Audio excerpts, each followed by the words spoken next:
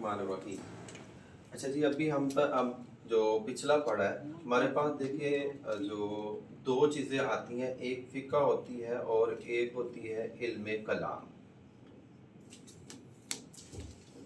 इल्म कलाम जितना भी हमने पीछे अकायद से मुताल्लिक़ा चीज़ें थी उन सब को इल्म कलाम कहते हैं।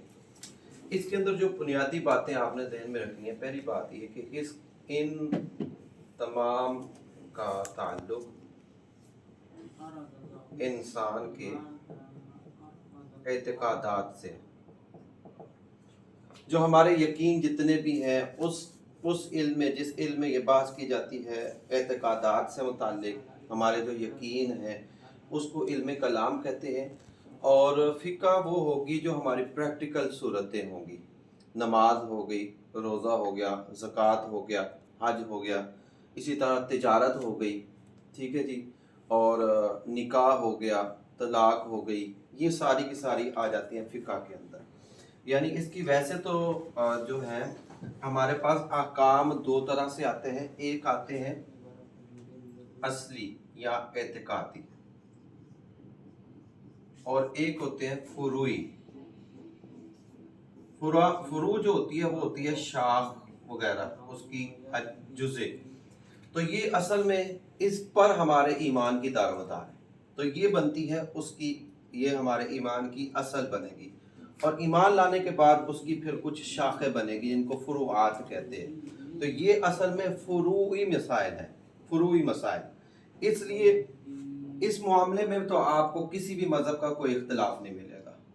यानी जो हमारे यहाँ मसालिक राइज हैं, चाहे हनफी है, देवबंदी है, अहले तशय्युअ के यहाँ तो थोड़ा हो सकता है, बाकी उसूल के अंदर सबका एक ही है, अल्लाह की तौहीद होगी, रिसालत होगी, जिन हो गए, फरिश्ते हो गए। जो हमने फुरूई जो मसाइल हैं, जो हमारी एक समझ ले प्रैक्टिकल फुरू समझ ले कि जो हमारी प्रैक्टिकल नमाज का एक मखसूस तरीका हनाफ का अपना है, शवाफे का अपना है, मालिकिया का अपना है, इसी तरह वुज़ू करने का ले लीजिए, इसी तरह मतलब रोज़ा रखने का ले लीजिए। रोज़े की फ़र्दियत पर सब है वो उसके अंदर आ जाएगा, लेकिन उसका तरीक़ाकार, सैरी कब करनी है, अफ्तारी कब करनी है, ये गोया कि एक फ़िक़्ह में आ जाएगी। तो इसकी जो प्रॉपर डेफिनेशन बनती है वो है अहकाम शरइया अमलिया को उनके तफसीली दलाइल से जानना, ये फ़िक़्ह। ठीक है, अहकाम शरइया अमलिया, अमलिया से आपने ज़हन में रखना है ये प्रैक्टिकल सूरतें सारी। वुज़ू एक प्रैक्टिकल सूरत है, इसी तरह आपने नमाज पढ़नी है वो एक अमली सूरत है, तो उनके तफसीली दलाइल से जानना ये फ़िक़्ह है। याद रखिए कि हमारा जो फ़िक़ही मसला साबित होगा वो चार दलीलों से होगा। यानी फ़िक़्ह जो साबित होती है वो चार दलाइल से होती है। नंबर एक कुरान पाक से, नंबर दो सुन्नत रसूल या अहदीस कह लीजिए, नंबर तीन इजमा, और नंबर चार क़ियास। इनसे हटकर फ़िक़्ह को कोई मसला नहीं साबित हो सकता। कुरान पाक से हम अपना पहला मसला साबित करेंगे, कोई भी मसला हमने साबित करना है कुरान से करेंगे। इवन आप वुज़ू को भी वुज़ू के मसाइल साबित करते हैं कि वुज़ू के अंदर चार फ़र्ज हैं, तो आप कुरानी आयत से साबित करते हैं, या अय्युहल्लज़ीना आमनू इज़ा कुमतुम इलस्सलाति फ़ग़सिलू वुजूहकुम व अयदियकुम इलल मराफ़िक़ि वम्सहू बिरुऊसिकुम व अर्जुलकुम इलल काबैन। तो यहाँ ये कुरान से आप वुज़ू की फ़र्ज़ियत साबित करें, सुन्नत रसूल से एक साबित होगी, या हदीस से आप मसला साबित करेंगे, इजमा से मसला साबित होता है और क़ियास से साबित होता है। तो हमारे फ़िक़्ह जो ये एक बहुत बड़ा एतराज़ किया जाता है कि जी इस्लाम के अंदर जो फितना सबसे बड़ा पैदा हुआ फ़िक़्ह की वजह से हुआ, चार मसालिक की वजह से हुआ। तो फ़िक़्ह की वजह से फितना पैदा नहीं हुआ। फ़िक़्ह के जो फुक़हाए कराम थे, जिसमें से जो चारों आइम्मा है, उन्होंने तो उम्मत के लिए आसानियाँ कर दी, उन्होंने उसूल मुरत्तब कर दिए, और उसूल मुरत्तब करके उससे मुतालिका जितनी भी सूरतें होंगी आप निकाल सकते हैं।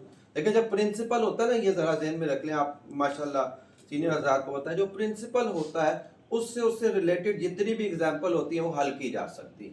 جب آپ نے ایک اصول بیان کر دیا کہ جی اصول یہ ہے کہ جو مطلب فرض کر لیں کہ جی بلا اجازت کسی کو موبائل کرنے کی ضرورت نہیں، تو اس سے متعلقہ بار صورت ہم نکال لیں گے، ایک مطلب اصول بنا دیا یا کمپنی نے کوئی ایک اصول بنا لیا، اب اس سے متعلقہ جتنی بھی صورتیں ہوں گی ہم اس سے حل کریں گے۔ تو اصول جو ہوں گے یہ ہمارے کسی بھی فقہ کا مسئلہ ثابت کرنے کے لیے یہ اصولی حیثیت رکھتے ہیں، اس سے ہٹ کر ہم کوئی بھی مسئلہ نہیں نکال سکتے۔ تو فقہا نے ہمیں اصول دے دیے، اس اصولوں کی روشنی میں قیامت تک ہر مسئلہ ہم انہی سے حل کر سکتے۔ یہ فقہ والے جو ائمہ کرام جن کی محنتیں تھی دن رات کی، انہوں نے یہ ہم پر جو سمجھ لیں ایک احسان کیا کہ انہوں نے اصول مرتب کیے، آج دنیا جہان کا جو بھی آپ مسئلہ لے لیں وہ اس پر کیا جائے گا۔ اب فقہ کی جب بات کریں تو فقہ کی ہمارے مختلف صورتیں بنیں گی۔ جو ابھی ہم نے شروع کرنی ہے وہ فقہ العبادات ہے۔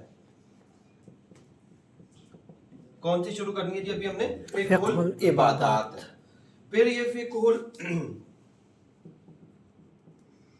معاملات آتی ہے، پھر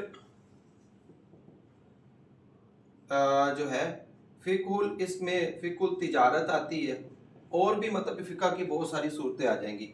فقہ المناکحات آتی ہے، نکاح سے متعلق مسائل، فقہ الطلاق بھی آ جائے گی۔ تو یہ ساری کی ساری صورتیں یعنی فقہ کی مختلف قسمیں بن جائیں گی۔ یہ ذرا میں فقہ العبادات ہم نے ابھی شروع کر دی۔ فقہ العبادات کے اندر یاد رکھیں ہمارے جو آئے گی وہ نمبر 1 اس کے اندر طہارت سے متعلقہ مسائل آ جائیں گے، نمبر 2 اس میں نماز سے متعلقہ مسائل آ جائیں گے، نمبر 3 روزے سے متعلقہ مسائل آ جائیں گے، نمبر 4 اس میں آپ کے زکوٰۃ سے متعلقہ مسائل آ جائیں گے، اور نمبر 5 اس میں حج سے متعلقہ مسائل آ جائیں گے۔ تو فقہ العبادات کے اندر کیا کہیں گے؟ بولیے سارے۔ طہارت سے متعلق، نماز سے متعلق، روزے سے متعلق، زکوٰۃ سے متعلق، حج سے متعلق۔ تو یہ ہماری ہم نے پہلے کیا شروع کرنی ہے؟ فقہ العبادات۔ فقہ العبادات شروع کرنی ہے، ٹھیک ہے؟ ذرا ذہن میں رکھیے گا کون سی؟ فقہ العبادات۔ تو فقہ العبادات کے اندر طہارت کے مسائل، نماز کے، روزے کے، زکوٰۃ کے اور حج کے۔ اب طہارت کے مسائل بھی بہت وسیع ہیں، تو اس میں ہم کوشش کریں گے کہ کچھ ایسی چیزیں آپ کو بتا دیں کہ جس میں آپ طہارت سے میں اب دیکھیں طہارت کے اندر وضو آ جائے گا، طہارت کے اندر غسل آ جائے گا، طہارت کے اندر کپڑوں کی پاکی کے مسائل آ جائیں گے، طہارت کے اندر حیض و نفاس کے مسائل آ جائیں گے، طہارت کے اندر نجاستوں کے مسائل آ جائیں گے۔ الغرض یہ کہ یہ جتنی بھی پاکی سے متعلقہ چیزیں ہیں، کپڑا کیسے پاک کرنا ہے، کب کتنا حصے پہ ناپاکی لگ جائے اب اس کو کیسے حل کرنا ہے، یہ ساری کی ساری طہارت کے مسائل کے اندر آ جائیں گے۔ اس میں چند تعریفات آپ نے چند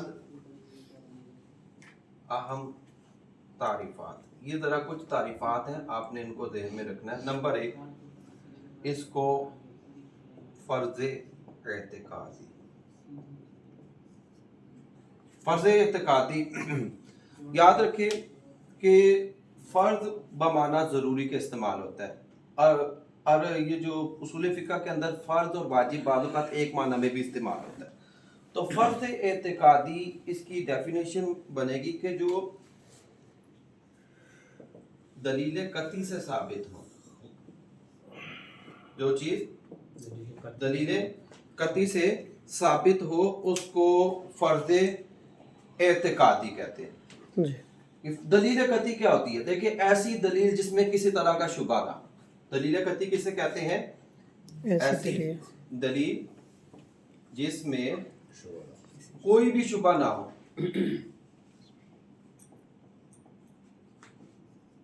اس سے وہ کیا ہوتا ہے؟ فرض ثابت ہوتا ہے۔ اور اعتقادی کا مطلب یہ ہوتا ہے اس کا یقین رکھنا ضروری ہے۔ فرض اعتقادی کہ کیسا فرض جس کا یقین رکھنا ضروری ہے، تو یہ ثابت کیسے ہوتا ہے؟ دلیل قطعی سے، یعنی ایسی دلیل ہے جس میں کوئی شبہ نہیں ہوگا۔ جیسے یہ دیکھیں اقیم الصلاۃ، یہ قرآن کی آیت ہے، اور قرآن کی ہر آیت یاد رکھیے قطعی ہوتی ہے۔ قرآن کی ہر آیت، یہ اصول ذہن میں رکھیں आप लोग कॉपी पेंसिल रख के बैठा करें ताकि सीखने में कुरान की हर आयत ये कती है, ये बस आपने जहन में रखना है। तो कती का इनकार अब इसमें जरा आज भले इसको समझ लें या दो चीज़ों को पढ़ते हैं। कुरान की हर आयत कती है, इसमें कोई शक नहीं है, क्योंकि कुरान पाक जो है ये हमारा ईमान है कि ये कलाम इलाही है और कलाम इलाही कती ही कती है, इसके अंदर कोई शुबा नहीं, इसके अंदर कलाम इलाही के अंदर कोई शुबा नहीं। तो कुरान की हर आयत क्या होगी? कती। लिहाजा एक आयत का भी इनकार कर दे तो वो क्या हो जाता है? वो काफिर हो जाता है। ठीक है, एक आयत का भी इनकार कर दे तो फिर वो काफिर हो जाता है। अब देखें ये अकीमुस सलात से आपका ज़हन किस तरफ जा रहा है? आयत से नमाज की फर्जियत, नमाज फर्ज है, ये इससे बयान किया जा रहा है ना। तो ये देखें ये जो आयत होगी ये है कतियुस सबूत, यानी इसका जो सबूत है वो कती है, यानी इसमें कोई शक नहीं कि ये कुरान की आयत है। कतियुस सबूत मतलब क्या होगा कि जिसके साबित होने में कोई शक ना हो, जिसके सबूत में ये हमारा बिल्कुल क्लियर बात है कि इससे क्या हो रहा है, ये कुरान की आयत है। तो ये कतियुस सबूत, कतियुस सबूत मैंने ऐसी दलील जिसमें कोई शुबा ना हो वो कतियुस सबूत होती है। तो ये कुरान की आयत हो गई, कतियुस सबूत हो गई। अच्छा देखिए दो चीजें होगी, उस आयत से अगर वही माना जाहिर हो रहा हो, एक ही माना जाहिर हो, आयत से एक ही माना जाहिर हो रहा हो, कोई और माना जाहिर ना हो रहा हो, तो उसको कहते हैं कतियुद दलालत। ठीक है जी, यानी ये आयत किसको शो कर रही है? दलालत से मुराद वो जिस चीज को शो कर रही है। तो ये आयत किसको शो कर रही है? नमाज की फर्जियत को। तो ये कतई सबूत हो गई और ये इस पर इसी को शो कर रही है, किसी और माना को नहीं शो कर रही। तो ये कतई दलाला भी हो गई। लिहाजा नमाज की, रोजे की, ज़कात की, हज की फर्जियत जो है, सर फर्जियत की बात कर रहा हूँ, पढ़ना ना पढ़ना अलग बात है। कुरान ये नमाज की फर्जियत क्या हो गई? फर्जियत काती। लिहाजा नमाज की फर्जियत का इनकार करता है, नमाज फर्ज नहीं। रोजे की फर्जियत का हज इनकार करता है, हज की फर्जियत का, ज़कात की फर्जियत का इनकार करता है, तो फिर वो क्या हो जाएगा? काफिर हो जाएगा। क्यों? वो कती। तो इसका कती, इसका हुक्म क्या बन जाएगा फर्जियत काती का? इसका मुनकिर काफिर हो जाएगा। ठीक है जी। तो कुरान की अगर किसी भी आयत का इनकार करता है तो वो क्या हो जाएगा? काफिर हो जाएगा। इसमें कोई शक की बात नहीं है, इसमें कोई शुबा नहीं। अच्छा कुरान की डेफिनेशन क्या है वो जरा वो भी मैं आपको कहते हैं।